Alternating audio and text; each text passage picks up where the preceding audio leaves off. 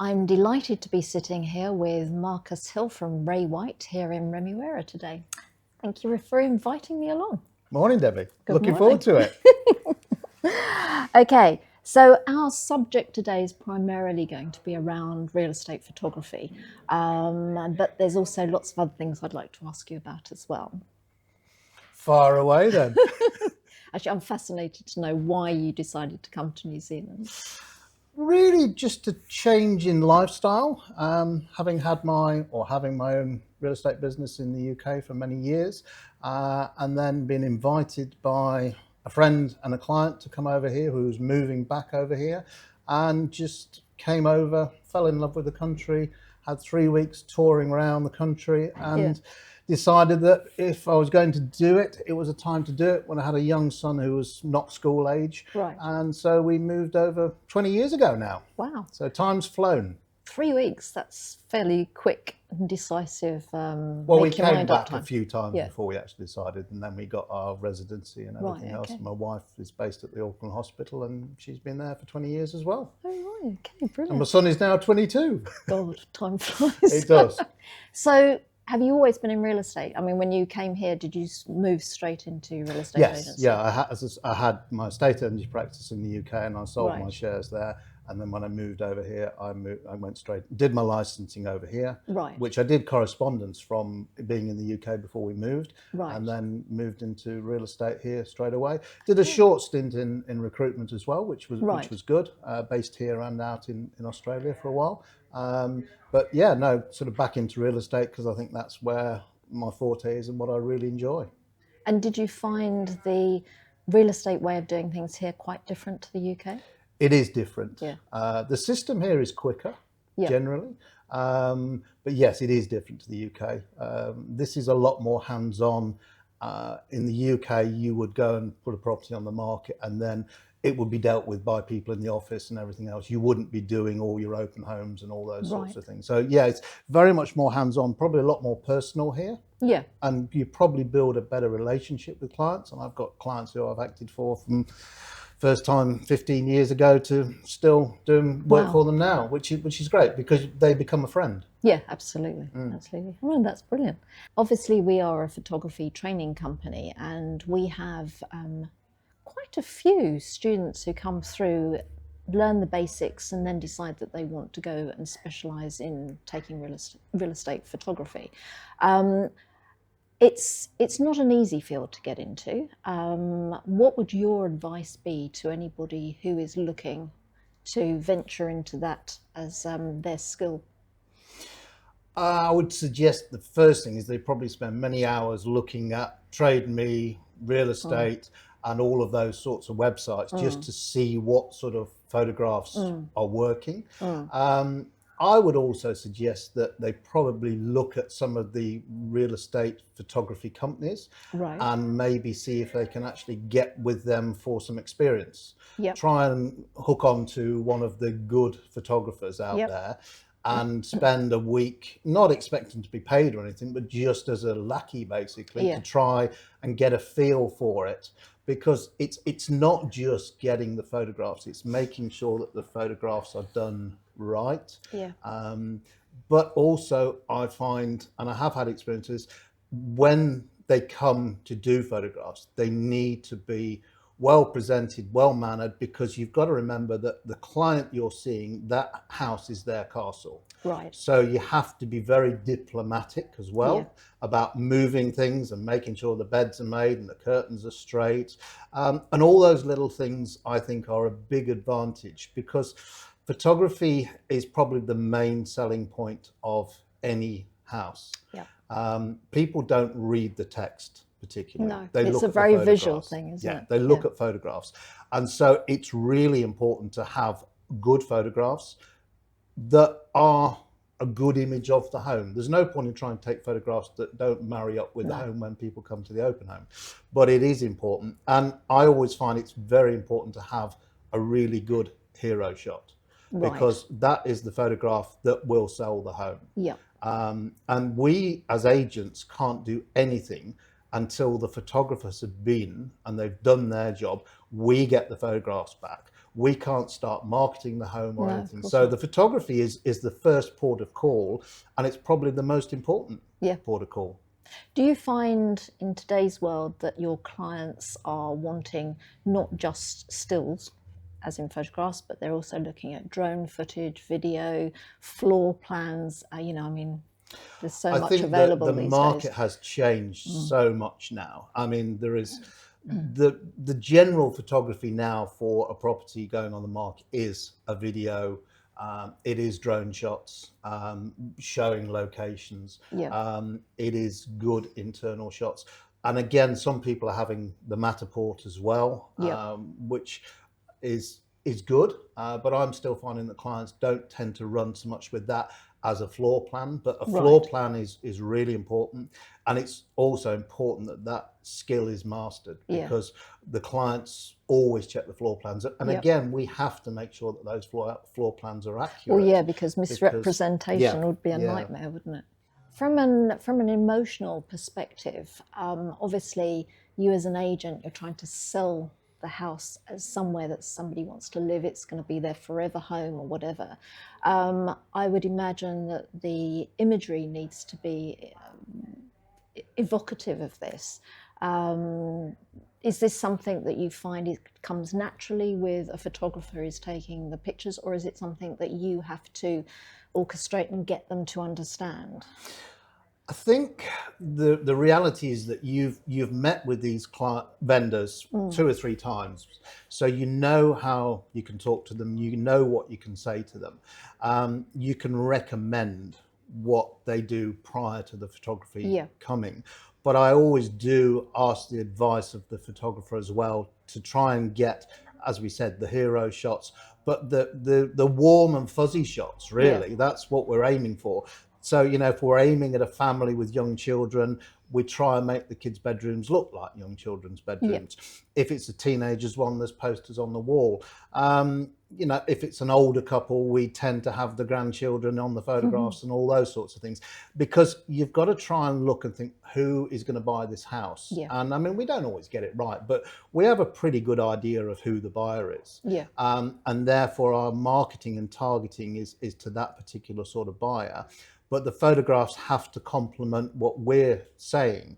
So we never write our text until we get the photographs. So again, it does come down to the photographer getting the right photographs so that we can write the right text to the photographs, so it flows. And it's the same when the videos are done as well. The videos and the voiceovers have to flow with the video. So we do videos obviously mainly on site, walking around, or we can put voice over to them, but it's better to do it when you're there. So you're a star on your own videos. So we're a jack of all trades. So you're famous, Marcus. Famous in Remuera. We try.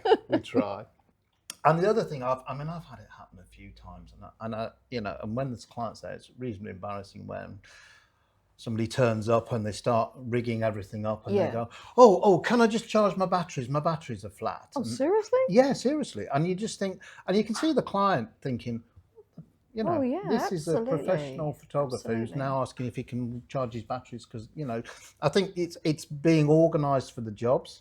And I think also being prepared to go the extra mile.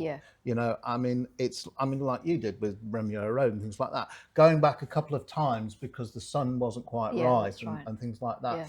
Because people now, and we'll probably mention it, is that, you know, once you get a photographer that you like, you want to use them because you like the way that they do the photographs. And that's what they've got to do. They've got to build their relationship with agents that like them and they like the photographs, so that they get their business. It's the same in real estate, you know. Oh, totally. It's all about personalities. It's a personality business. But if somebody turns up, you know, all scruffy and, you know, not shaved and everything else, and, you know, dirty shoes, I mean, it's just manners. But I think it also reflects on you as well. It's all part of your professional outfit coming to somebody else's house. I mean, it's like, you know, Andy Chu. I mean, Andy's brilliant, and I use Andy. I mean, you know, he turns up, he's got a lovely Range Rover with photo on it, you know, and things like that. I mean, but everybody likes Andy because he's really, oh, this is a beautiful house. Oh, yeah, this is really nice. I Yeah. tell you what, though, Mrs. Smith, can we just move that a little bit? And Yeah. look, have a look. You see, it looks like that now, but if I move it and it don't, it's like Yeah. that, you know. Yeah. So it's Makes a huge- engaging, yeah. Yeah. engaging Yeah. the client. Yeah. Well, they feel part of the whole process, don't they? Yeah. And I think it's important that at the end, Andy will just run through and you'll go, look, here. Yeah. I know they're only that size, but Yeah. Yeah, but that makes a difference because I think also then the vendor can go, I didn't quite like that one. Do you think you could do this? yeah, oh yeah. And that makes a big difference. If we photograph on a Thursday, we need it back for Monday for the press. Right. Because if we miss that press, we've missed it for a week. Right. So we can't launch it. It means that we can't get the board printed because they're photo course. boards. You know, I always say to Andy, I say, hey, when are we going to get these? Well, we'll get them, try and get to you within 24 hours. And they're normally within 24 hours. And then the video's probably a couple of days afterwards. Right. But, you know, I can't press the button with anything until can't. I have the photographs, because then we've got to do the text from the photographs. Then we've got to do the layouts and choose the photographs, because we'll have probably 40 photographs and we'll only choose 10 or 15. But we've then got to get everything ready, and then the text's got to be approved by the clients and everything else. And it's still got to go on to Trade Me at 5 o'clock on a Friday to go live for the weekend. Yeah, so there's really quite a sense of urgency. There's a with lot the whole of thing, urgency isn't involved. Yeah. And once the client presses the button and they sign the listing, they want to be on the market tomorrow. Yeah. You know, there's no, oh, well, it's all right, done that for a couple of weeks. You know, they've paid good money for advertising in the press, and they've paid a big marketing budget. They want things to happen, and they want the first open home that Saturday, and they want 20 people through the door. Yeah. If we haven't got any photographs, we won't get anybody. No. Because we won't have a sale board and we won't have anything. So good point. it's a whole process. So you've got to work with a photographer that you can trust and work with, and know that what they say, they do. Do you have a lot of opposition by vendors who possibly don't want to pay the extra for having a professional photographer? Are they expecting you to turn up with a little, you know? No, I think generally people, I don't get clients quibble photography bills ever. Right, okay. They realise what it does for their property. They query advertising in the press and Trade Me and everything else, but photography is a minimal cost really compared with everything else. You know, I mean, it's a cost there, but they expect to pay it. Yeah. On average, what would you say the cost is? Just for photography, average with video and everything else. Yeah. You are anything between $900 and $1,100. Right. Okay. In that sort of order. Yeah. Depending on how many photographs you're having, it's all done on the size of the house. So if it's a 200 meter square house or a 300 square meter house, there's a difference because there's more photographs. Yeah. But I mean, often I'll get 70 photographs back. Right. And we have to choose out of those 70, 20 maximum for Trade Me. Yeah. And probably 6 or 7 for the brochures. Right. So, you know, there's a lot of work. So it is important that we get a photographer that gets everything back to us, and that's how they'll get return business if they do a good job. Yeah, no, absolutely. And just bearing in mind that, you know, the client is always right. Absolutely. Crazy, you know, you think your photography is going to be a quarter of that. Yeah. Makes a big difference. Yeah, of course it does. And your photographs are there forever. It's in the Herald for one day. Yeah. Today's news, tomorrow's chip paper, isn't it? Yeah. Yeah. So, I mean, I think, you know, good photographs sell homes. And we've always said that, and it will always be good photographs. You can't get away from it. Good photographs sell houses. A question, misrepresentation of properties. I know certainly in the past I've been to see various things as a potential purchaser, and perhaps they always haven't been quite as they should have been. Is this an issue? Yeah, we're governed very tightly by what we're allowed to say. Right. But also we're governed with what we can show as images. Right. So we cannot start saying there's a sea view when the photographer's standing on the roof. We have to have legitimate photographs to show that it has got a sea view from the bedroom windows. Okay. Again, we've had issues in the past where there's a telegraph pole with wires. Photographers have taken those out, And then people have turned up at the open homes and go, well, you never told us there's a great big telegraph pole in the front and we want to be able to reverse our boat in, and we're not going to be able to with the telegraph pole there. So we have to portray the image of the house as it is. Yep. We can't try and sell something it's not. So yeah, we try and be as accurate as possible.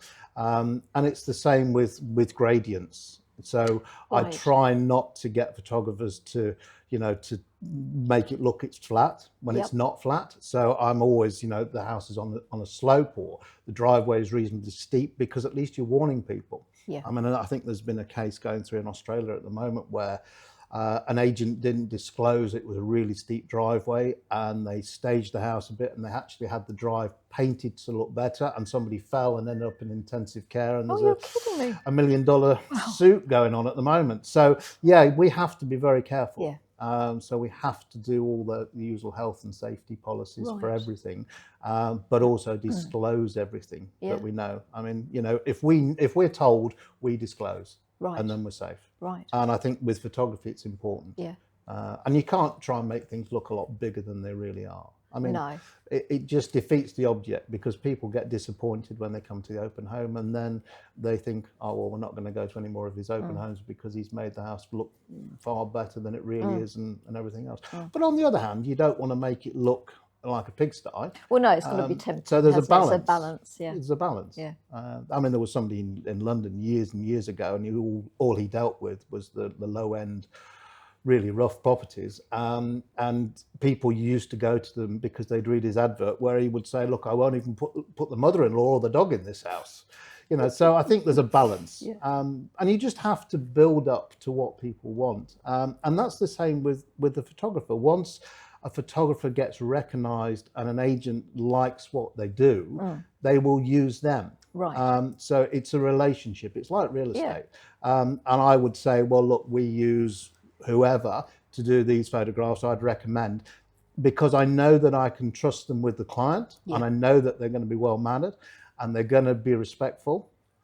But also just giving a bit of time to clients. The majority of the time, does the photographer go in on their own with the client, or do you accompany? No, we're always there. Right. We're always there, purely because the things often need moving. Right. And there's a diplomatic way in saying to people, can we just move this picture? You don't really want that there.